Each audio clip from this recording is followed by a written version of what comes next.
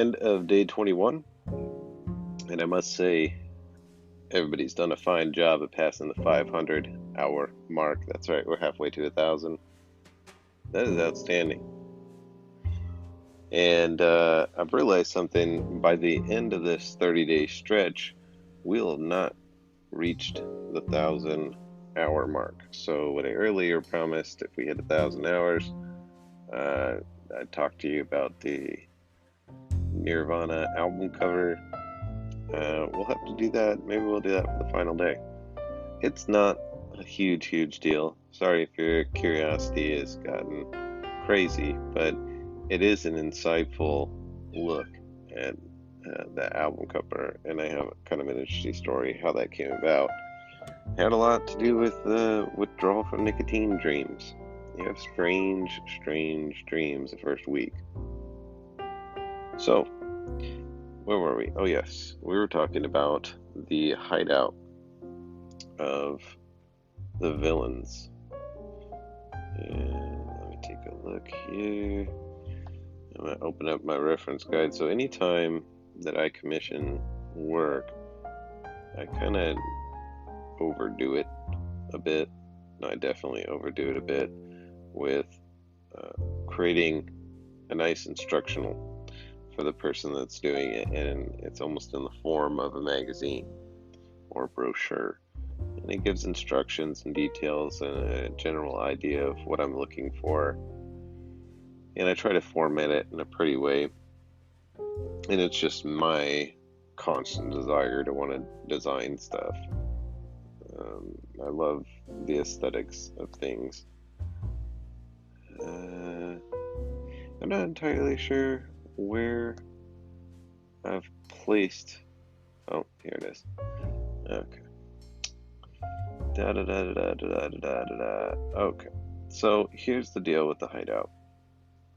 I kind of wanted it to be like a whiskey lounge,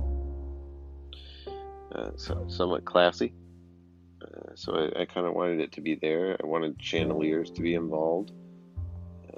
I wanted it to be a very just classy joint in general, but I also wanted it to be built upon an arcade remnant of the first Teenage Mutant Ninja Turtles movie, where they had the Foot Clan hideout. It's kind of this underground place. It had a skate park, and it had all kinds of crazy stuff going on, very underground.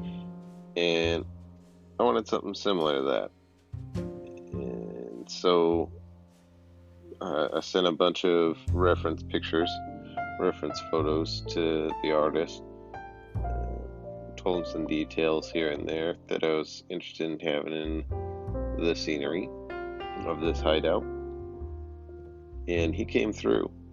He came through in a major way. So his art, I've looked at a lot of his portfolio, and this guy can do a wide range of art, and it's super impressive.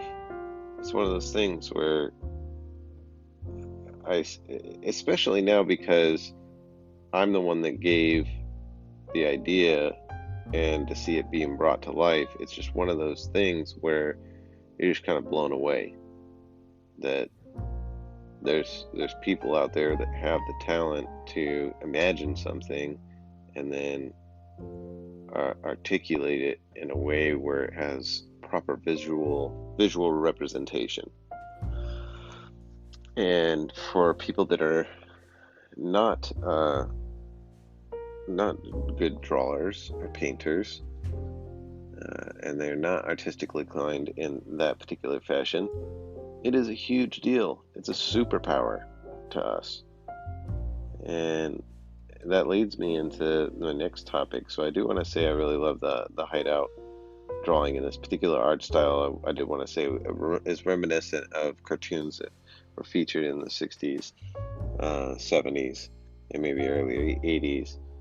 I absolutely love the backgrounds that were done with old Warner Brother cartoons. All that being said, moving on to my next point, on the whole, artists having this superpower and non-artists being able to recognize it as such, I have a feeling that it is a common case with artists that they don't realize the power that lies within their talent. Now, I'll give you an example. It's a funny story. It actually happened today. I was at work and I'm trying to create season 2 content and do concept work for it. And I was trying to create what I want Dollar School to look like. And I'm coming up with this fantastical idea, and I'm not a drawer by any means. I've doodled before, and I've had a doodle here and there where I'm like, oh, that kind of resembles what I had in mind, and I felt proud about that. So today is working really, really hard at jotting down what I had in my mind, and I did a fairly good job of that, and was exceptionally proud, and it was so out there as far as concepts for buildings are concerned. I really put a lot of thought into it and just kind of let my imagination go crazy. Future people, I'm sure, recognize that about me, but I'm slowly recognizing it about myself, that if I give myself free rein to just let my imagination go wild, I can come up with some pretty incredible things that are really interesting. But I finish this and I go out into my break, and a buddy of mine that I met through work, who also is one of our artist collaborators, his name's Chaz. I go out there and talking with him, shooting the shit, and I'm telling him, man, I'm super stoked right now. This day has went by quicker than any other day, and it's because I've been sitting here doodling this. And he's like, really? He's like, what are you drawing? And he is a fantastic artist, by the way. And he was super interested, genuinely interested. I started describing the features of this drawing to him, and the concept behind it, some of the inspiration behind it, and a little bit about me and what captures my attention and has captured my attention since I was a kid. Predominantly gadgetry, forts, bases, that kind of stuff, and any kind of media or movies that included that type of imaginatory work. Imaginatory, is that a word? Imagination. Any movies that incorporated that really, really got me pumped up and got my imagination running wild. So I tell him about this, and he's like, I think that is such a cool idea. I want to take a stab at it. I want to see if I can do something similar. Let me see what you got on paper. So I show him, and he sees it. He's like, that's really cool. Okay. And he's like, I'm going to try and whip something up, see what you think. I shit you not. It was maybe 2 hours later. The time from then to the next break. And he's like, yeah, I got some of this, a little bit of this here and there. I'm like, really? And he's like, yeah. And I was trying to figure out how I was going to do, this part with being able to see things behind a waterfall veil. And he's like, that was really challenging, but I found this one art style that really worked. And I was like, cool, can I see it? And he's like, yeah, come check it out. And I go over to his side of the building, look at his little sketch pad. And man, to give you a comparison, it was like my drawing was stick figures, and his drawing was a fucking Mona Lisa. It is incredible. It's absolutely incredible, and I'd love to share with you guys that concept work, and I will when I get the opportunity to. Future people, you've already seen it. You know what I'm talking about, and I'll have both mine and his side by side, so you can kind of see just how much of a superpower he has in being able to conceptualize and bring to life a visualization of an idea. It is amazing. And I just thought to myself all day long, the rest of the day, how and why is this guy not doing this for a living? Like, how is he accepting anything but this? He's so good at it. It's something that he thoroughly enjoys doing. And I looked through, he showed me a couple other sketches that he had in this book, and this is like some of the best quality art I've ever seen. I got home and I showed my girlfriend. I told her the same thing. I was like, you gotta see. So this is what I did. Super proud of my stuff. And she's like, yeah, it's really good. And then I show her, I was like, and this is what he did. And she's like, holy shit. And I was like, yeah. And he did that in less than 2 hours. Like, that was a sketch for him. And she was blown away. So I send it to my best friend also. And I'm like, dude, check this out. And he's like, whoa. And I was like, yeah, I'm collaborating with this guy. And he's like, why is this guy not doing this full time for a living? I said, I know, that's exactly my response. And so, to come full circle with this whole conversation when I brought that story up, and it also ties into my concept artists that help with the background of the Hideout. I don't think many artists understand the superpower that they have. And I also was curious, what holds a visual artist back like that. And I started, just trying to throw around hypotheses, what might cause that. And I think what it might be, and I could be wrong, this couldn't necessarily be the case for every single person out there, but I think that an artistic mind, when they're creating something, they can see the flaws in whatever they're doing. They can see where they're coming up short from whatever they visualized in their head. And what they visualize in their head must be so much more fantastical than what the non-artist visualizes and wants to get onto paper. They might be just another level of fantastical things. And so when they see what they've done, they may see flaws in it, or they may see that they missed their mark in regards to their own expectations for themselves. But when a non-artist sees it, they see, holy shit, this is incredible.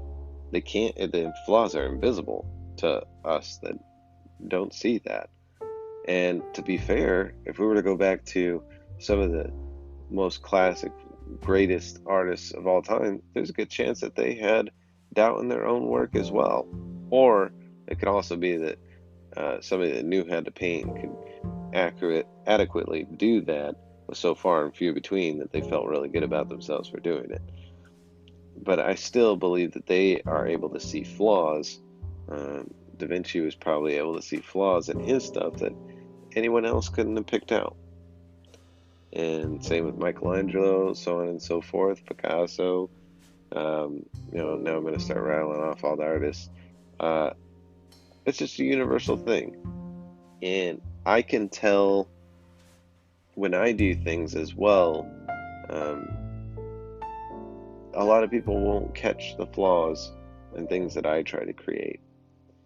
But they stick out like a sore thumb to me. So I guess it's important to encourage your artist friends out there, and if any artists happen to be listening and coming along on this journey with me, I think that these people need to know how important their superpower is, how great it really is to be able to create something out of thin air and give it a visual presence. And I want to encourage those people to double down on that skill set, on that talent. This isn't something that you were able to just do overnight. It took lots and lots of practice, many, many years of training and getting better and honing your craft. And it's a skill trade, and you should treat it as such.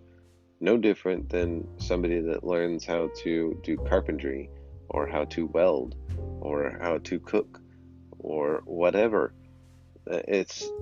Chances are all these people put so much effort and time into it because they thoroughly enjoy doing it. And I imagine that same goes for artists. They need to believe in themselves and not critique themselves so hard.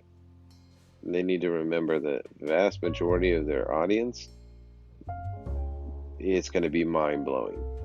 And fuck what the art community has to say about your art.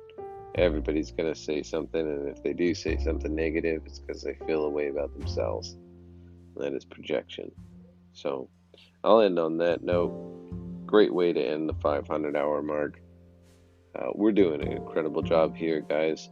Wrapping up the final 10 days in the 30-day non-smoking challenge, quit smoking challenge. And we'll see you tomorrow.